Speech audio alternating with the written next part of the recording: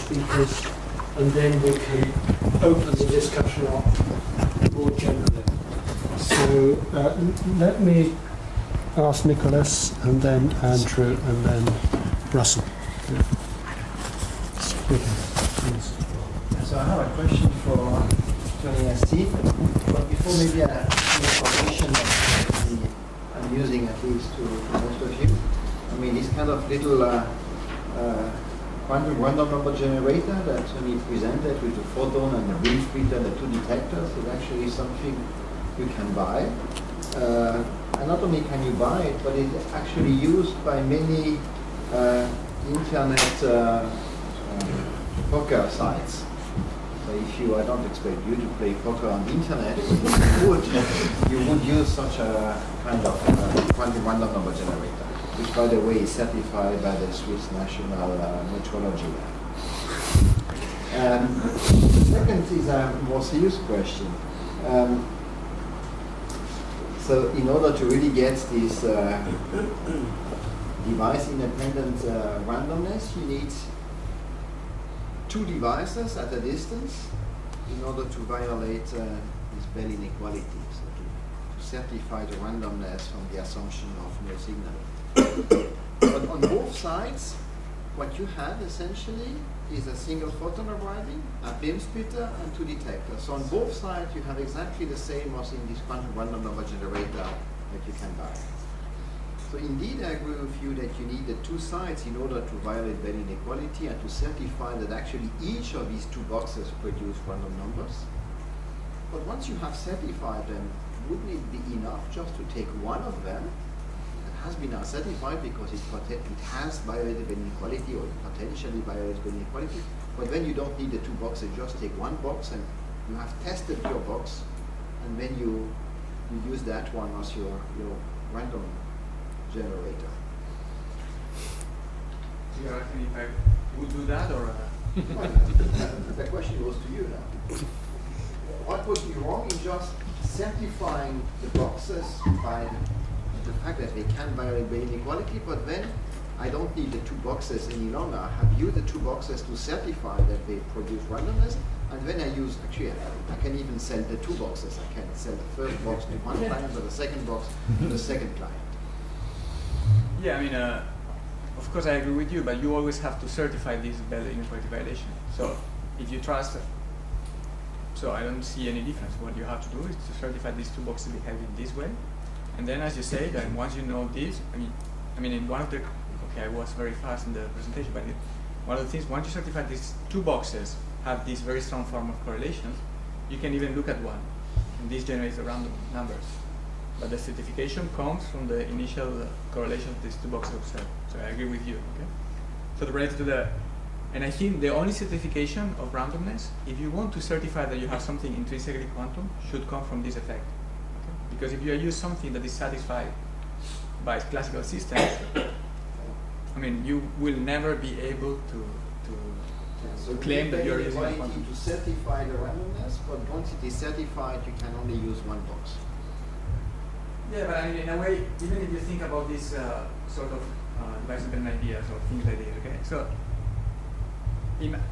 as you say, these two boxes, I mean, I represent it as two boxes, but in the end, if you are the provider, you are going to build these boxes, and then you are going to put single photons, beam splitters, you are going to use quantum techniques to build these boxes. You are not going to make a black box, you are going to put some physics inside, okay? That's clear, okay? So if you do that and you keep using just one box, saying it violated the Bell inequality before, okay? But then at some point, I don't know, in your box, the beam splitter, the mirror, has a drift in the transmittivity or whatever, all these things. Maybe these are things you are not going to detect anymore.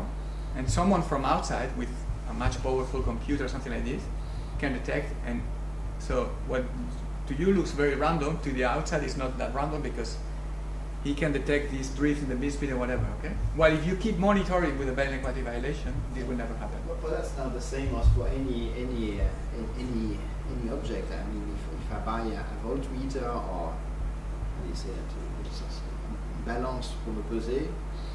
Scale. Huh? Scale. Scale. I mean, okay, I want it certified. It's probably certified on day one, But if I want to use it during all my life, I better check it from time to time.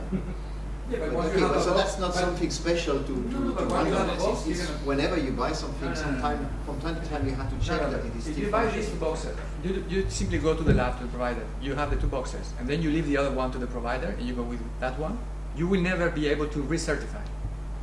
You have to have the two boxes to make the certification. That was my point. And if I Okay, may add fine. to this answer, Sorry. it's really Okay. right. One purpose for device independent stuff in cryptography is because you might not trust the supplier. So if you tell me, if you build these devices as a supplier, you tell me that you tested it using his theory, because you built two, you tested them, and then then you sell one to me and one to another customer. Why would I trust you? The whole point is that I didn't trust you. So I need both of them to test it myself. Okay, great. Sorry, Andrew? So I could start with some more information. I wish I could do it in Nicholas' French accent, and that is that the company that sells the commercial equipment that he's talking about is Nicholas' own company.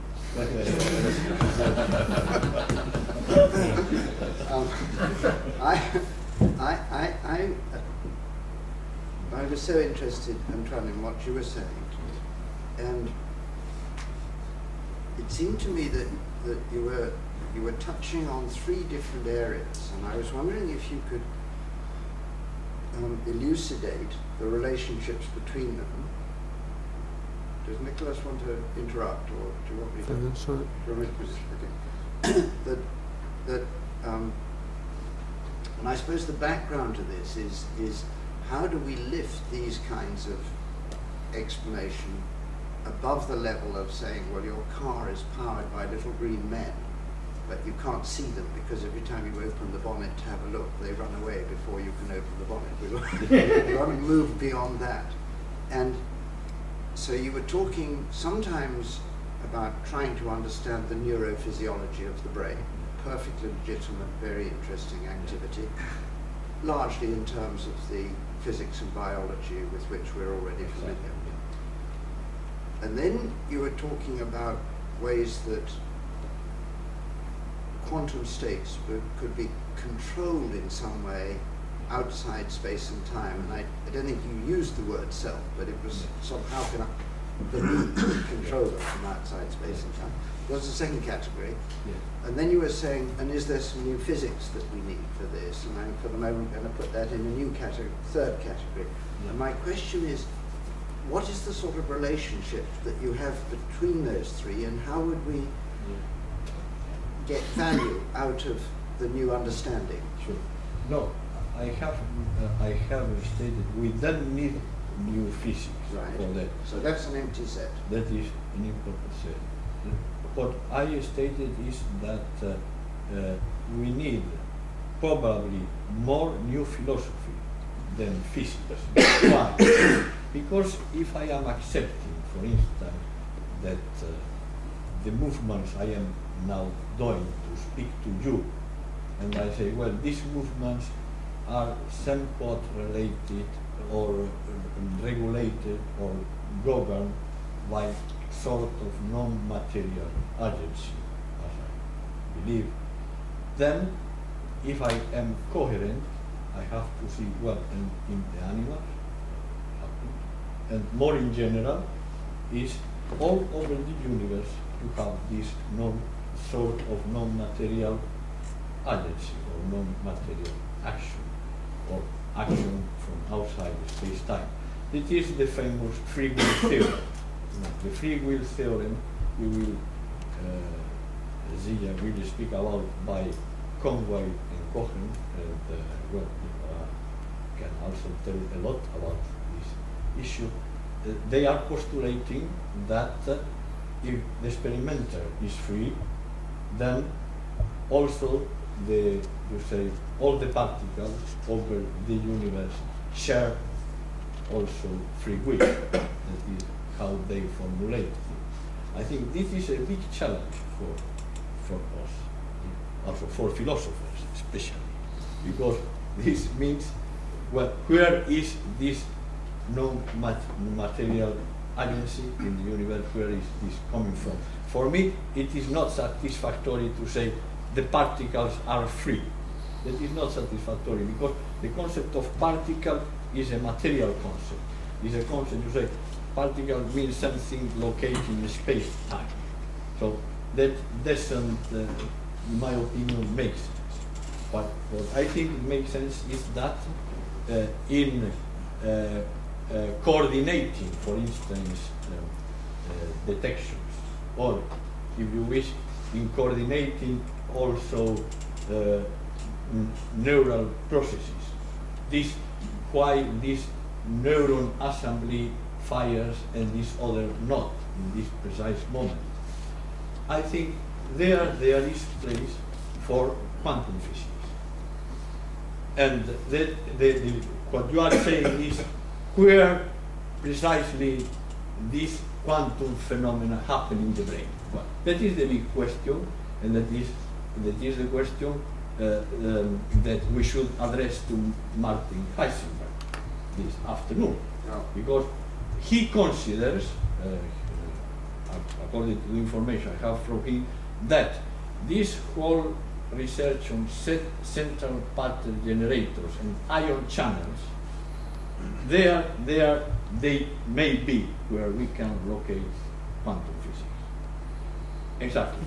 We have in neurophysiology today very good established studies. For instance, I quoted this by Sten Grillner, relating motor behavior to ion channels.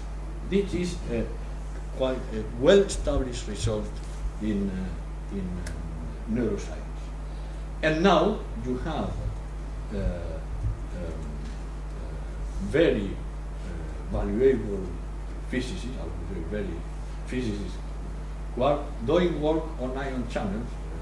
For instance, Martin Plenio, Sandro Popescu, they are working on describing ion channels by quantum mechanical processes. If this happens, then here it would be a quite concrete field where you could establish this relation.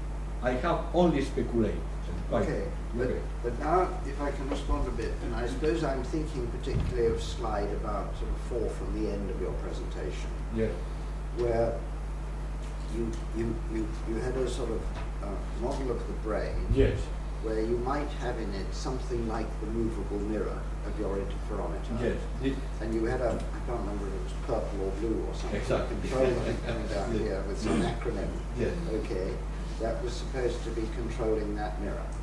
Now, let's suppose, just for the sake of discussion, not the mirror, the length of the path, the part. Well, okay, you are right. Moving the mirrors, moving the geometry of the mirrors. Okay. Now, let's suppose, for the sake of discussion, that does indeed map onto some mechanisms to be discovered in the brain. And that's a very interesting area of research, and one where maybe progress is already being made. Okay. So let's suppose that happens and we can find that. How does that help? Because you've still got to have, are you having some non-material control of the position of that mirror? Sure, you are using some, you will have, the idea behind this is that in any way you have a lot of dynamics spontaneously going on. And you would have now, if you would not inhibit this, we will now be moving in a random way, like this may happen in epilepsy or in Korea Huntington, that you have movements that are not controlled at all, and you are conscious there, no?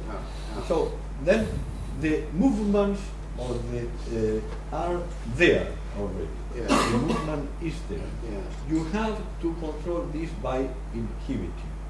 And this is what I think, this idea, if you can, what this control of the detectors is that you can influence the order of the detections by some non-material influence.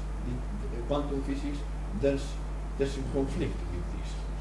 what I here speculate is that you could use a bit of this outgoing control, of the control of this detection. You could use this to establish new parameters in your brain, and so you can influence the statistic you can have. So like I would say, it is a kind of complementarity to the principle of Antonio. Yeah. You have a seed, of a little bit of randomness, and you can expand this randomness. Yeah. Okay? Here you would be a little bit of controlling the parameter. You can then get a much more control. Okay. This would be my. So if all this was established, Yeah. maybe, Yeah. then you would be using this non-material Exactly. mechanism Yeah. to change The- the probability of Exactly. different random Exactly. outcomes. You Okay. have, and I would, but then I would relate. I have no time to the presentation by Leonardo. That for me this issue of mirror neurons are fascinating. Yeah, yeah. Okay, sorry. Could What? we just, I- yeah, because I'm sure we're not finished with this question at Okay. all. So, but we've got a queue of people now waiting to ask questions. Russell, and then Sarah, and then Nick, and then Zia, and Alfred. There are a number of things. So we need a new philosophy. Actually, some of your questions go back to an old philosophy, and you also say we've got to. One of the crucial questions would be where do these non-material causes come from? But that rather begs the question: how can you use a spatial term like where? So it seems to me. Now I have some sympathy with this, but there are a number of very difficult philosophical questions which are raised. One is, Of course, that it keeps you in a job. how do you individuate one choice from another? Right. So traditionally, space and time Yeah. What is the principle of individuation. Yeah. Right. How do you individuate? How do you separate one choice out from another? If you're saying that choices are the result of immaterial causes, Yeah. and Yeah, well, those causes are by definition not situated in space and Sure, time, clear. how do you individuate one choice from another? I then. How do you separate one choice out from another? If Okay, there's well, no, you have, this is already what physics is telling you. You have, but that's all material. no, okay, but it is no material, but acting on the material world. And you can observe the effects. You have really, you have two examples. One detector clicks, the other doesn't click. This you can check. It is visible, but you cannot explain by any visible cause. Yep, but Another, let me ask you the other. that says it is individuated, but Eh? it doesn't explain. It says it is individuated, but it doesn't explain how it's individuated. But you How have the- only one detector. Of is- course. Yeah. But the individuation seems to arrive or stem from the matter. The answer And the is second- that it's your problem. and the second It's not his question- problem. The second question, there may be There is a marvelous answer, I will say. one may come to no, but one Then may come you to a, have to solve this problem. well, not if you want to. Not if, I don't know. Philosophers have Okay. to solve a lot okay. of problems. And do you think? Well, do you think that it's possible to individuate in time and not space? No, according to the experiments of Nicola and also the experiment I proposed before, I think that the issue is that you cannot use in this kind of phenomena the concept of time doesn't make sense. You cannot establish before and after. Right. Right. Okay. So there's no room, or there's no mileage to be had that you might be able to individuate in time and not space. So in some sense, No. one way of no, approaching this may be that you can individuate in time and not space, but you can't individuate in space and not time. Time. Look, I think Andrew Acin had a quite interesting proposal. Is to form theologians, young theologians, who become acquainted with what is going on in science, and specifically in quantum physics. I think this would be an enormous benefit for the collection. It may be benefit the other way around as well, of course. So in the sense that Because the final Okay, sorry, could is I- the interface. How does the immaterial yeah. affect the? At what point does it affect the Okay, I material? think you are a bit a dualist, I would say. Right. You are a bit falling into dualism, because here you see perfectly there is no separation Between matter and. no matter. I can even say that you cannot have You're using two terms. between no material and material. You cannot have conservation of energy without non-locality, without non-material agency. So the most material thing you can think about requires some non-material. But you can distinguish them. In fact, You're saying you can't separate them, but you can still distinguish them. through the experiments. The experiments are distinguished. So how do they connect? Okay. Sorry, can we come? You can Okay, come back to continue. this. Okay. Okay, Sarah is next. Two questions for Antonio. Hmm? First one, do you think that the true certified randomness is exclusive to the quantum world? And second one, is there any way, for example, if now I have some signal coming from, I don't know, the brain, is there any way to create a statistical test that serves to compare my signals with this true random signal as to quantify the level of randomness in my process? Okay, so to me the only, well, at least, to my knowledge, the only way of, the only theory that has intrinsic randomness is quantum physics. Okay, so But could it emerge, for example, in a macroscopic system?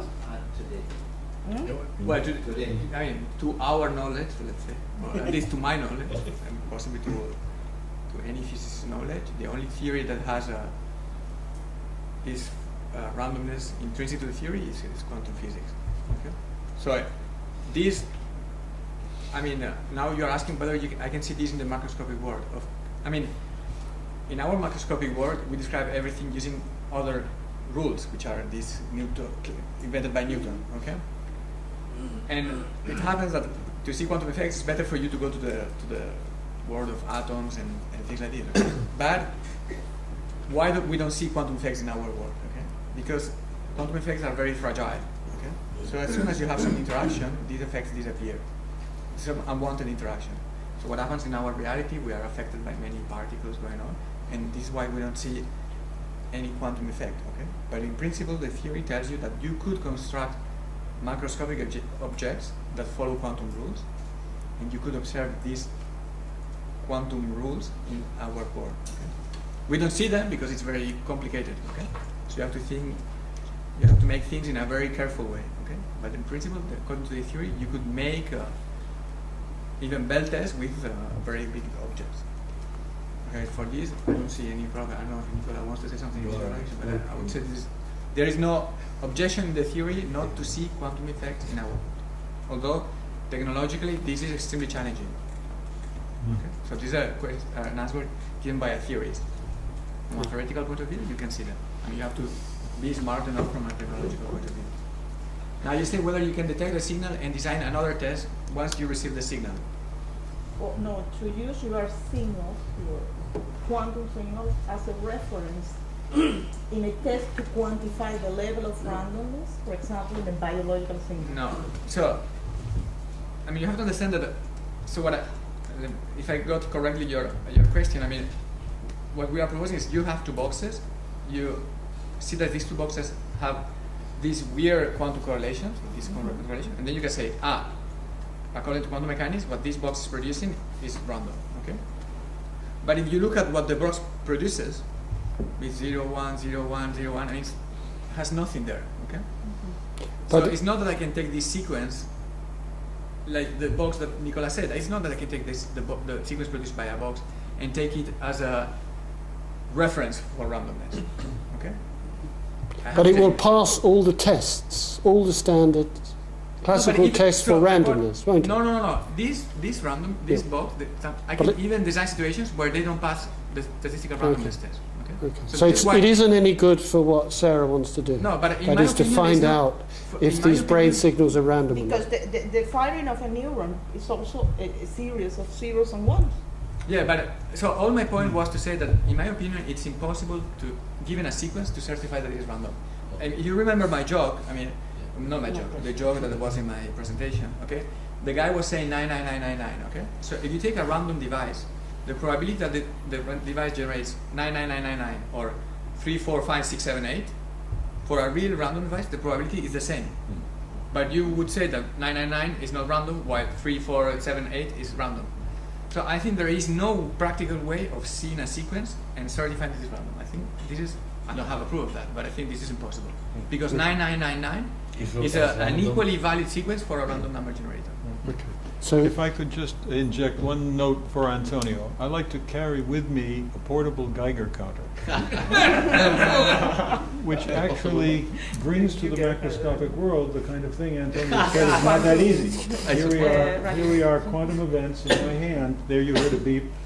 It's basically recording cosmic rays or other extraneous radiation in the room, which is the source of variation in biological evolution, where the mutation destroys the DNA. Most of the DNA that's mutated dies, but occasionally one makes a small improvement because there was a randomness at the base of the biology, which shows up in the natural selection, and it becomes a new species. Oh dear. So I just thought there is a way to demonstrate bringing randomness into the macroscopic world. Thank you.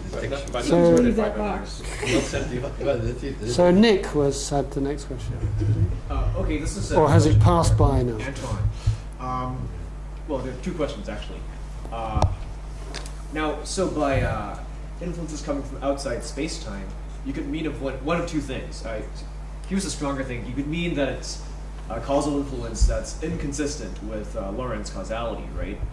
Or you could also mean that it's not inconsistent with Lorentz causality, but it doesn't propagate according to Lorentz causality. So which of these do you mean?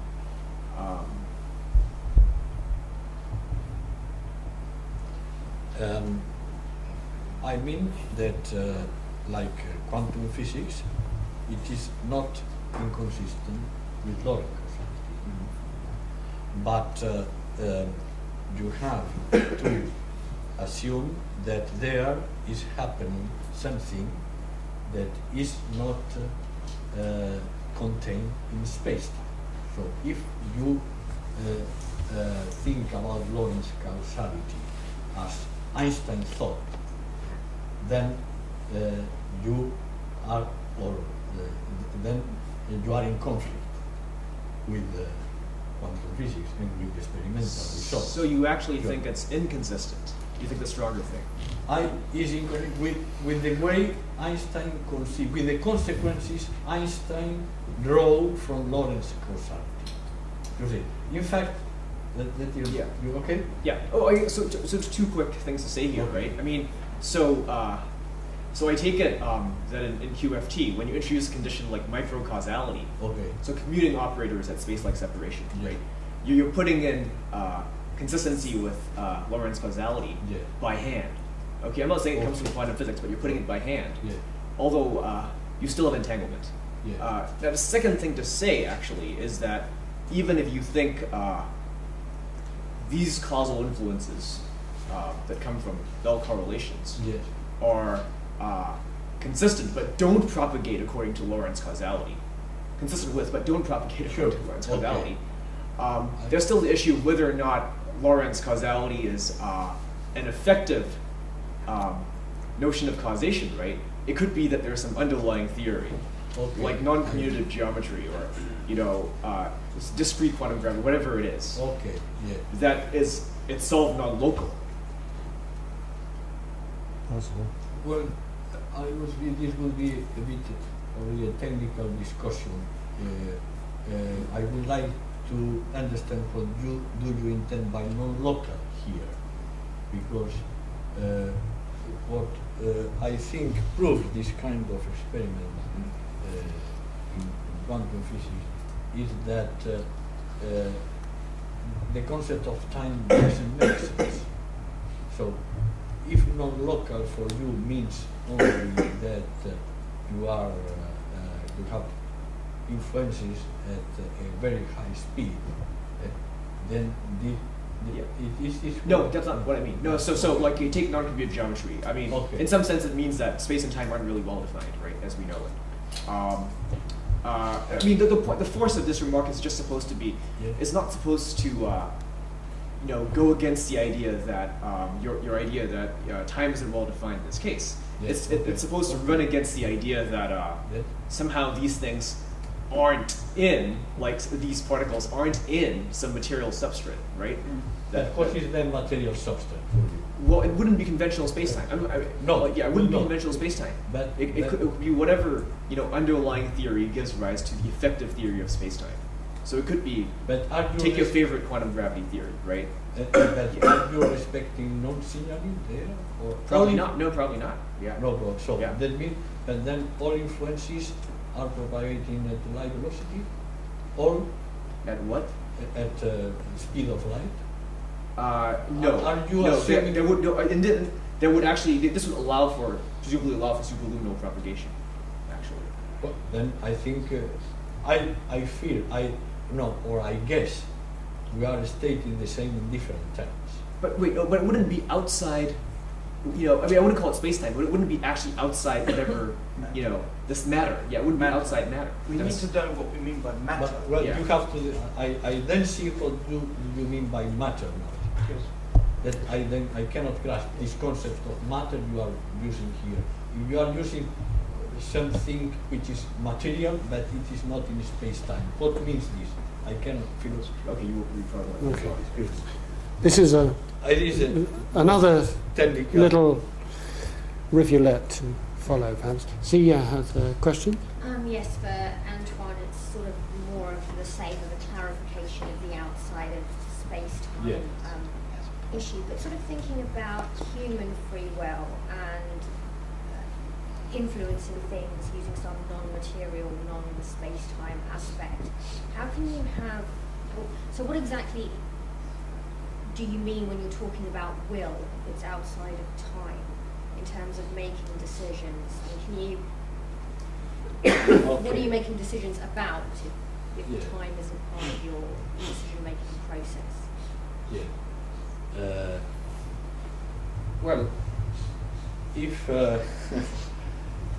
if I am claiming that I am the same person now, which is speaking to you, I am the same person who in 1997 proposed the before experiment. This identity is somewhat not bound to time. It's not bound to time. I am acting in time. This is true. I am acting and the actions are happening in time.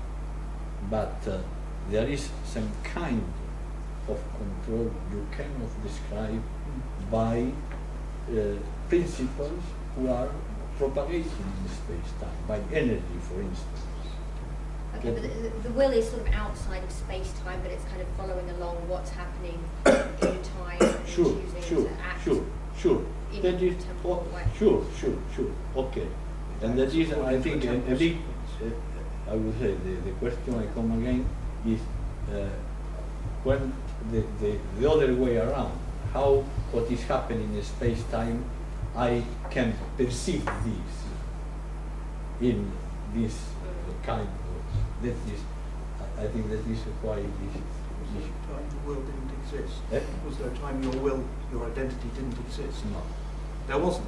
No. So you've existed for a long time. No, that is another point. That is a theological, It's not, philosophical it's not question. philosophical. That we have a philosophical question, a big one, and another big one that I think that is work for the philosophers. Yeah, you have to solve that. You have to solve. I am giving you that before, but this is, I agree, that is a big So it's problem. the individual. Sure.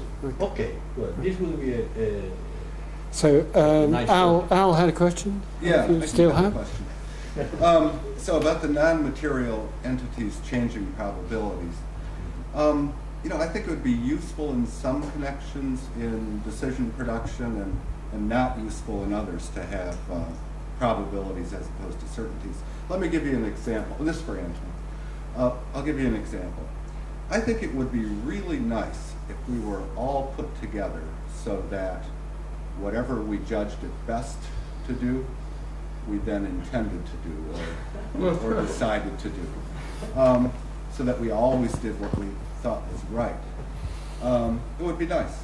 But if we had, randomness in there connecting judging it best with deciding or intending, then we could fail to decide or intend to do what we judge best, just as a result of bad luck. So what I wonder is if your non-material entity might be able to change probabilities in a way where we get certainties between, say, judging it best to do a thing and intending to do it. And if so, well, that would be wonderful. But or is the nature of the randomness such that we could never do it, so that there's always a chance that owing to bad luck we'll just decide to do something at odds with our better judgment? Now you could say this is a problem for philosophers too, but I wonder what. I take the question. So I am not sure that I am well understood of the court, and I would like you. We talk about after the discussion. Sorry, could I use my privilege of being here to jump in with this a little bit? Because it seems to me a very interesting question. Yes. But surely isn't that how neurons work anyway? They are statistical. Yes. And all you need is need to reach up to a certain limit of firings. You don't need 100%. Yes. You just need you need a certain bias in a certain direction, and the thing comes on, or it fires, or it gives its response. Isn't that? I mean, just thinking of the basics of the thing.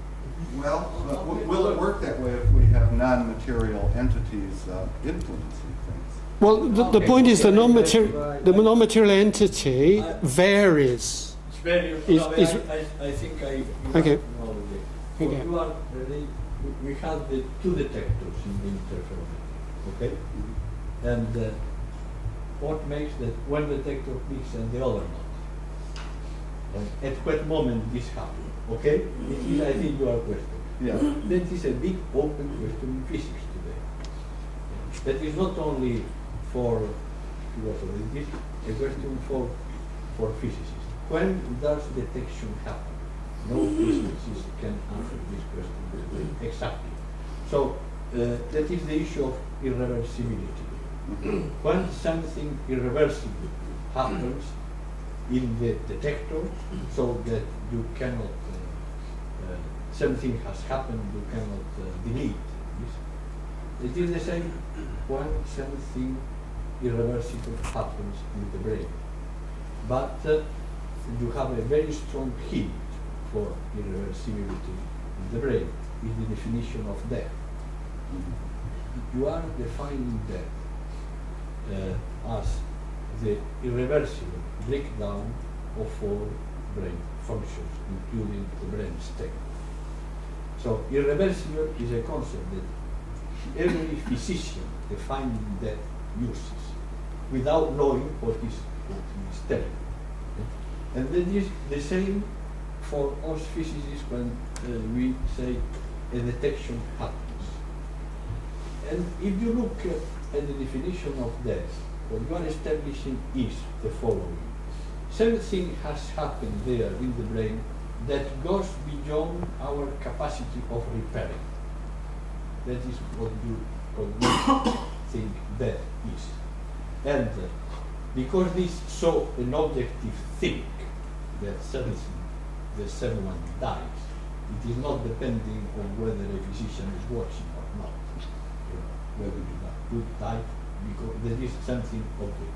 That is why I think that at the detection something objective happens too. defined by this going beyond our capacity of reversing. And then here I am deviating from the, I would say, from the traditional Copenhagen interpretation. That means there must be, I would say, a PhD watching at the apparatuses in order that the detection happens. So the question of the Schrödinger cat and the observer and so on. It is not. Detection, like death, is something objective. It happens. But we then know today when this happens and where this limit of our capacity to repair things comes from. Okay, so Luis had a question. Well, first of all, I apologize for speaking so slow. I'm just coming out of a cold. Tomorrow, I promise I'll be better. I'd like to go back to the first talk that I thought was very interesting, and since it's now general discussion, I hope try to link it together with these other topics. One question that I had and didn't have a chance to ask is, how do one want to think about this mirror mechanism? I thought it was really fascinating.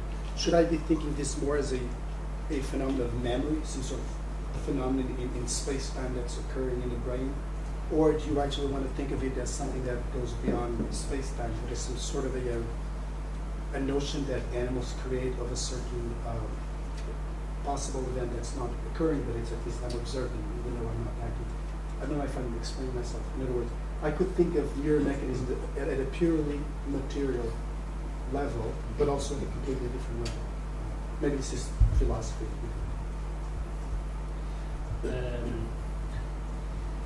I think that you can speak about a kind of memory certainly, because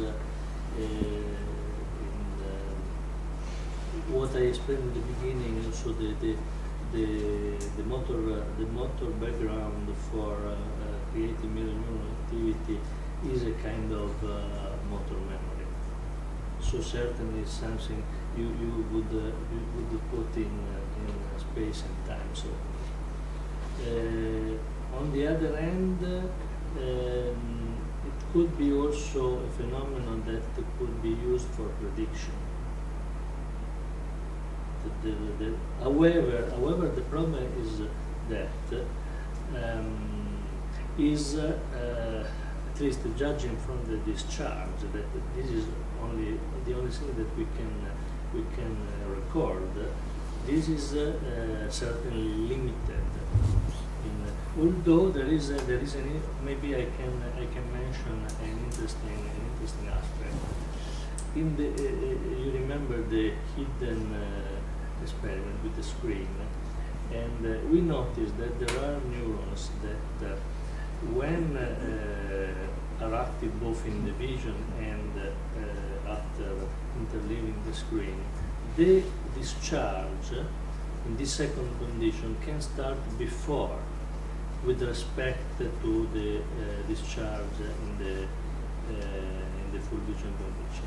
That if you create an alignment, for example, you see that with respect to this alignment, the activity is shifted, is anticipated, as if the system could in some way. I mean, it's like if you have a threshold that is overcome in a certain condition, but not in a certain condition you reach the threshold at a certain time. In another condition you can anticipate it. Okay. So Nick had a question. Okay, I don't want to kind of blur. Ask Anton too many questions, I'm going to ask another one. You haven't got very much time because we end in 30 seconds. Okay, all right. So, Anton, from what I understand, you want to be a high-level morphist, right? You don't want to be a substance dualist. Okay, so give us a challenge, right? Here I come as a substance dualist, and I hear everything you say, okay? Yeah. Then I say to you, actually, I can agree with all this stuff, right? Just for all that you've said so far, the substance dualist would just come and take this on and say that, look, here's the substance, it's an immaterial cause, Yes. and what you say about the relationship between conservation of energy Yes. and correlations, right? Okay, you are- That's it's just a structural relationship between the material and the immaterial, right? Okay. Yes. So what do you have to say to me?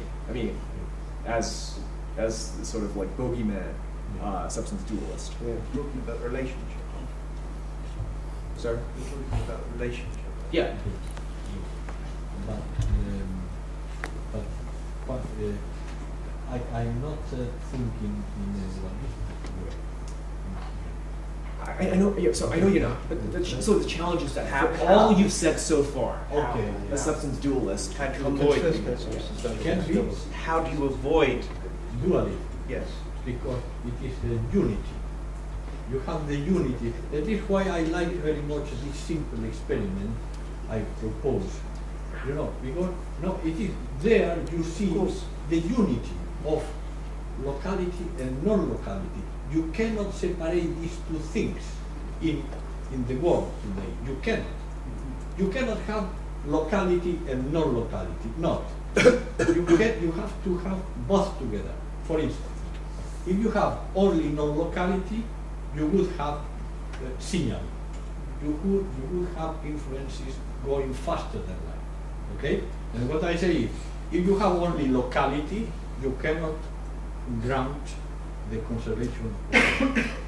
So this means what? That the world is a unity of locality and non-locality, a unity of material and immaterial.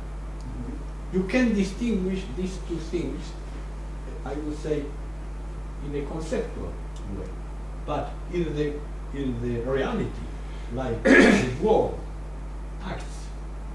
It seems you have to bring in some concept like eve-eternity there. Like Eve-eternity.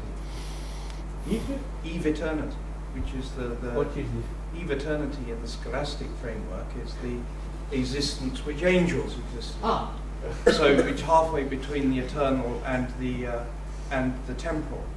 You're problematizing the whole question of time. okay. So you would relate this issue to some kind of spiritual substances, like look. Well, this is one of the problems. Okay. Well, It's pointing to. I like very much this issue and this problem.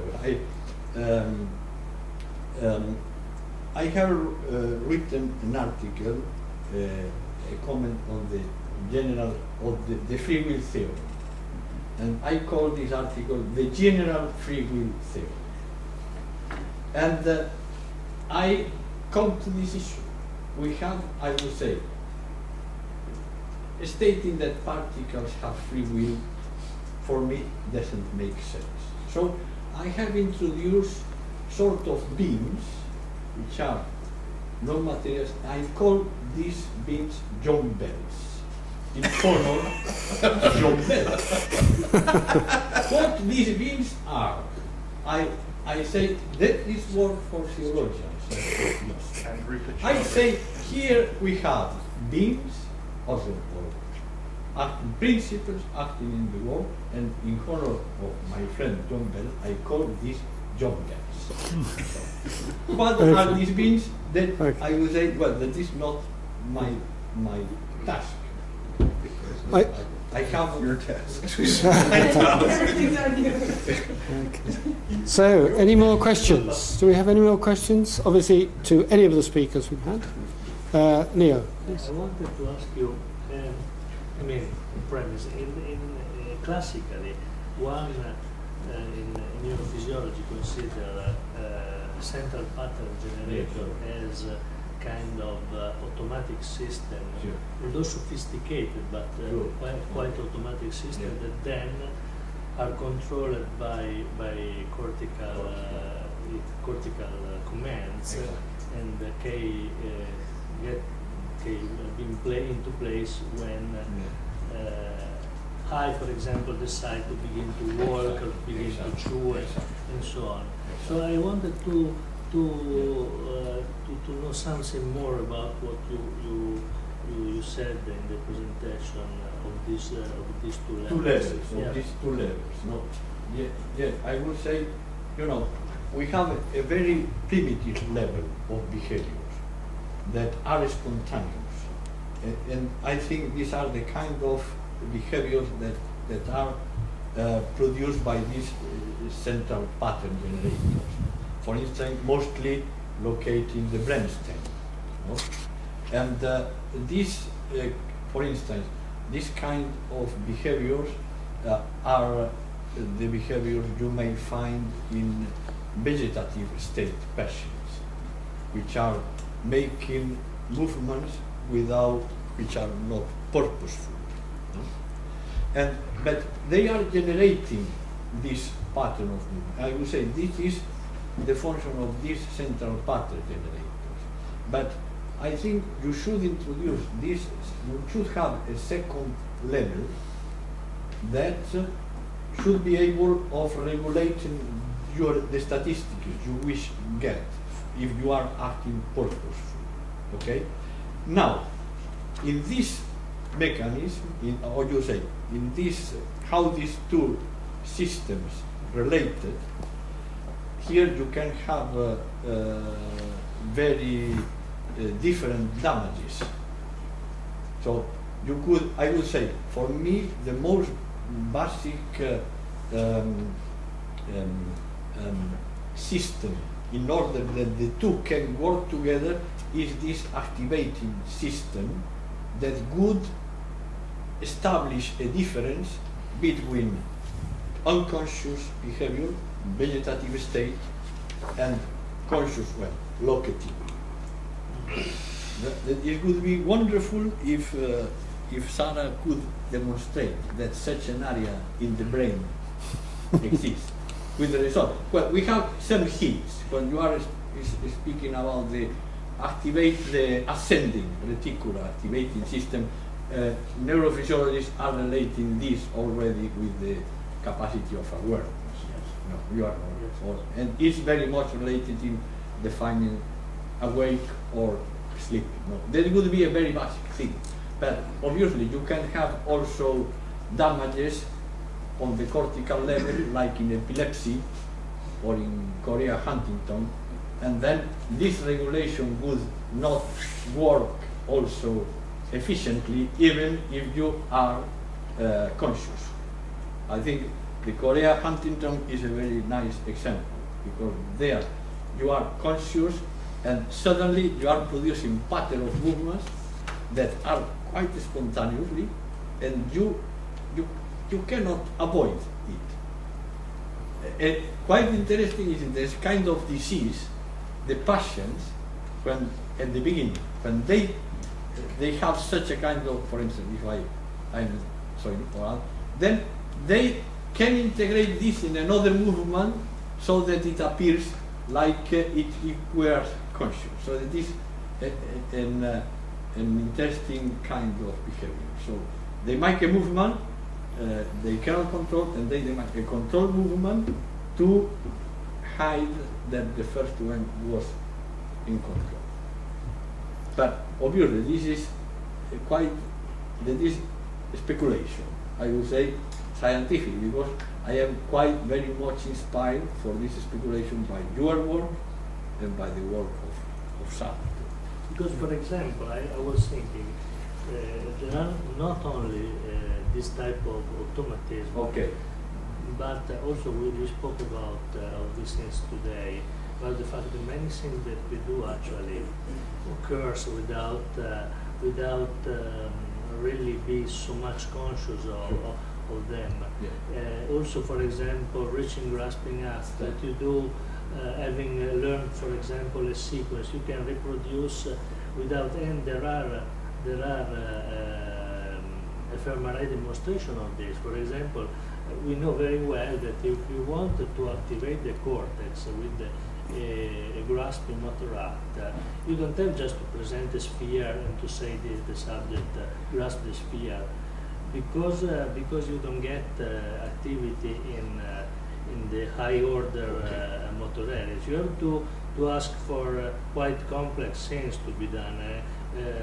A particular object that has various affordances that you can use to do many types of grasp and so on. Sure. So that also these things that could be considered under voluntary control Sure, actually sure. occur. Sure. Sure. So, don't seem to be any more questions. So we'll call the session to a close. Thank you very much. We gather here again to begin at 2:15. Ready? So, in order to get to the dining room, you need to go out here to the lifts on the right, down to the first floor on these lifts, and then we cross the whole building out to the front, as it were, and take the other lift or the stairs as you wish down to the ground floor. Okay, so it's the first floor and then the ground floor. But Krista and Craig will be around, they can help you. And is there the option to take the stairs all the way? You can take the stairs all the way. It's a long the problem involves the 2 buildings, so that's probably the simplest way to do it. No, we can leave everything here again. I will lock it.